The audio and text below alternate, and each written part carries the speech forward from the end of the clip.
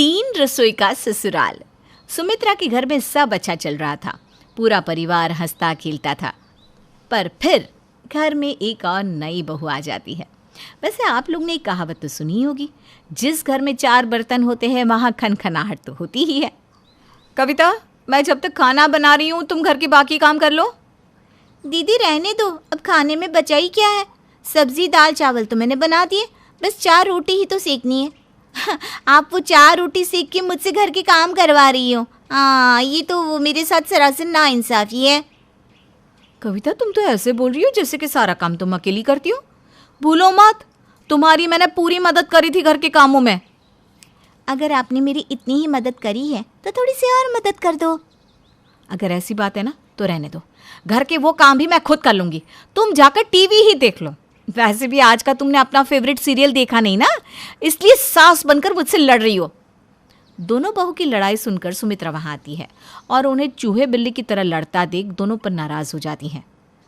अरे आप क्या हो गया, क्यों लड़ रही हो तुम दोनों चूहा बिल्ली की तरह? औरों के घर में भी बहुएं होती है, पर उनकी बहुएं तो तुम्हारी तरह नहीं लड़ती। माँ जी, जब तक मेरी प्यारी देवरानी नहीं आई थी तब तक हमारे घर में भी कहाँ लड़ाई होती थी, पर जब से ये महारानी जी हमारे घर में पधारी हैं, इनके तो रोब ही अलग है।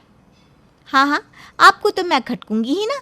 जब तक मैं नहीं थी आप अकेले इस घर में राज कर रही थी। आपने सोचा ऐसी देवरानी आएगी जो आपकी नौकरानी बन जाएगी, पर मैं उनमें से हूँ नहीं ना।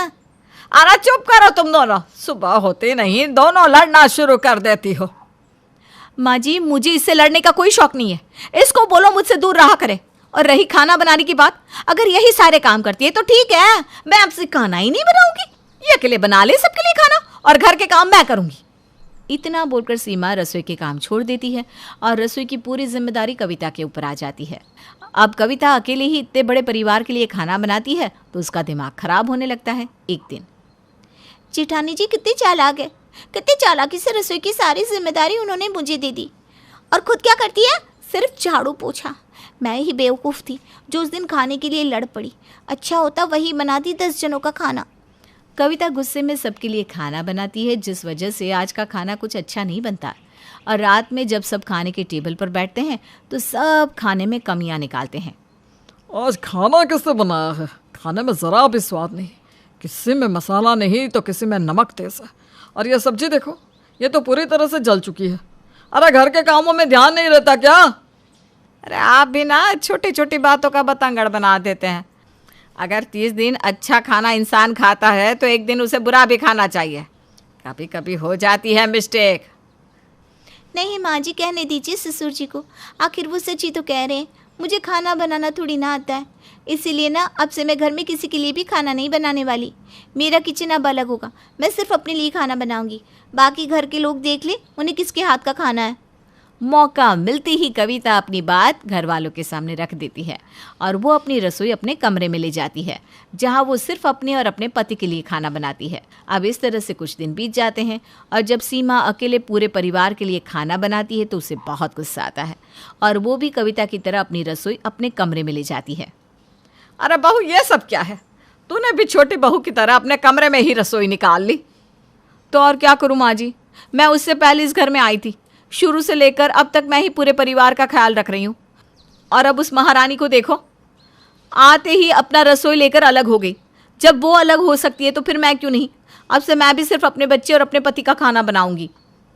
कविता की ये बात सुनकर सुमित्रा कुछ नहीं कह पाती और सुमित्रा की आंखों के सामने ही उसके घर का मनमुटाव बढ़ता ही जा रहा था। सुमित्रा चाहकर भी अपने घर के हालातों को ठीक नहीं कर पा रही थी। अब तो ना छोटी बहू खाने को पूछती, ना ही बड़ी बहू, जिस वजह से सुमित्रा भी अपनी रसोई अपने कमरे में कर लेती है और वो भी अपने और अपने पति के लिए अलग खाना बनाने लगती है। घर की औरतों के बीच की लड़ाई देखकर अब घर के आदमी परेशान हो गए। भैया, घर की औरतों की लड़ाई में हम बेचारे इस घर के मर्द पीस रहे हैं। मेरा तो कमरे में सोने का ज़रा भी दिल नहीं करता। तुझे क्या लगता है मुझे मज़े आ रहे हैं? अरे कमरे में जाते ही खाने की खुशबू आती है। गर्मी इतनी ज़्यादा लगती है कि मैं पूरी रात सही से सो भी नहीं पाता। और जब आँख लगती है तो तेरी भाभी खाना बनाने लगती है। इतना छौंक लगता है कि खांसते हुए बिस्तर से उठता हूँ। घर के मर्द आपस में बैठकर बात कर रहे होते हैं, तभी सीमा और कविता अपने अपने पतियों के लिए खाना लेकर आती है। और उनकी बातें सुनकर दोनों देवरानी जेठानी एक दूसरे को ताने देने लगती हैं।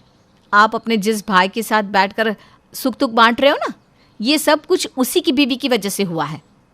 अतुल जी, कोई फ़ायदा नहीं किसी की मदद करके या उसका दुख दर्द सुन के, क्योंकि लोग तो ताने देने से पीछे नहीं हटते। पर मेरी भी एक बात हमेशा याद रखना, ताली कभी एक हाथ से नहीं बजती। अरे यार, तुम दोनों आपस में ही बात कर लो ना, क्यों हमारे कंधे पर बंदूक रखकर चला रही हो? मैं और आपकी बीवी से बात? माफ़ करना देवर जी, मैं दीवार में सर पटकना मंजूर करूंगी, लेकिन अपनी देवरानी से बात नहीं करूंगी। दोनों देवरानी जेठानी आपस में बात नहीं करती, पर अपने पतियों के जरिए एक दूसरे को ताने ज़रूर देती हैं। ये देखकर घर के मर्द चुपचाप वहाँ से चले जाते हैं। अब इसी तरह से कुछ दिन बीत जाते हैं। अपनी बहू की ऐसी हरकतें देखकर अब बेचारी सास भी अपना खाना अपने कमरे में बनाने लगती है, जिस वजह से अब अतुल और अनुज के पिता भी उन दोनों के साथ बैठकर बातें करते हैं। पहले तो इस घर की बहू का दिमाग खराब हुआ था, पर अब तो तुम्हारी माँ का भी हो गया।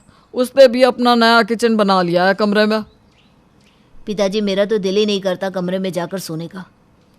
कमरे में जाऊंगा तो सामने खाना लगा देगी, खाना खाऊंगा और वहीं पर बैठे बैठे ही सो जाऊंगा। मैंने कभी नहीं सोचा था कि इतना बड़ा घर और रसोई होने के बाद भी इस घर में 3-3 रसोई बनेगी और एक कमरे में ही सोना, खाना, पीना सब करना पड़ेगा। पर अब कर भी क्या सकते हैं। वैसे ना, मुझे बहुत भूख लग रही है और नींद भी आ रही है। मैं जा रहा हूँ कमरे में। अब तीनों बाप बेटे आपस में बात करके अपने अपने कमरे में सोने के लिए चले जाते हैं और कमरे में जाते ही वो लोग देखते हैं कि कमरे की हालत बहुत बुरी है। कुछ बर्तन बिस्तर पर है तो कुछ बेड के आसपास। पूरे घर में गंदगी फैली हुई है।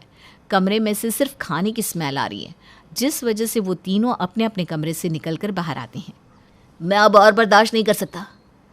जिस कमरे में खाना बन रहा है उसी में सोना। अरे, उस कमरे में सोने से तो अच्छा है कि मैं रसोई को अपना कमरा बना लूँ। सही बोल रहा बेटा। तो ऐसा करते हैं कि अब हम कमरे का त्याग करते हैं। अब क्या था, घर के मर्द अपने कमरे में ना जाकर रसोई में ही सोना शुरू कर देते हैं। अब इसी तरह से कुछ दिन बीत जाते हैं। घर के आदमियों को रसोई में सोता देख घर की औरतों को अच्छा नहीं लगता, पर फिर भी वो सभी अपनी नाराज़गी खत्म नहीं करती। अब घर की औरतों की लड़ाई रसोई और कमरे से खत्म होकर बाथरूम पर आ जाती है। अरे कल मुही कहीं की बाथरूम में जाकर सो गई है क्या? निकलना भी है या नहीं? 1 घंटा लगा रही है। क्या हुआ माँ जी, आप बाथरूम के बाहर साड़ी पकड़ कर क्यों खड़ी हैं? अरे जिस घर में तुम जैसी बहुएं होगी, उस घर की सास बेचारी बाथरूम के बाहर ही तो खड़ी होगी। माँ जी, बहू भी तो आपकी ही पसंद की है, वरना मेरी पसंद की तो लड़की कोई और थी। काश कि वो मेरी देवरानी बनती। खैर, जो होता है अच्छे के लिए होता है। अरे ओ महारानी, आज के दिन निकल जाओगी वॉशरूम से या नहीं? इस तरह से सुमित्रा के बाद सीमा भी लाइन में खड़ी हो जाती है और कविता बाहर निकलते ही अपनी जेठानी से लड़ना शुरू कर देती है। लगता है जेठानी जी, आपके घर वालों ने आपको कोई शिक्षा नहीं दी। जब कोई वॉशरूम में होता है तो बाहर इस तरह से शोर नहीं किया जाता। शायद तुम्हारे भी घर वालों ने तुम्हें कुछ सिखाया नहीं कि जब बूढ़े बुजुर्ग को इमरजेंसी आई हो तो थोड़ा जल्दी निकल जाना चाहिए। वैसे मुझे तो जाना भी नहीं है, मैं तो तुमसे पहले हो आई हूँ। मैं तो बस माँ जी के लिए दरवाज़ा पीट रही थी। दोनों देवरानी जेठानी के बीच वॉशरूम को लेकर नोक झोंक शुरू हो जाती है और ये सब कुछ दूर बैठे घर के मर्द देख रहे थे, जिस पर अतुल अपने भाई और पिता से कहता है, भैया, अब तो इस घर में वॉशरूम को लेकर भी पंगे शुरू हो गए। अब क्या करें? अब क्या हमें वॉशरूम में सोना पड़ेगा? बेटा, कहीं भी सो जाओ, जहाँ सास बहू होंगी वहाँ पंगे तो होने ही है। इतना बोलकर घर के सारे मर्द अपने सर पर हाथ रखकर परेशान हो जाते हैं। वहीं दूसरी ओर घर की औरतों के बीच में अब भी बहसबाजी चल रही थी।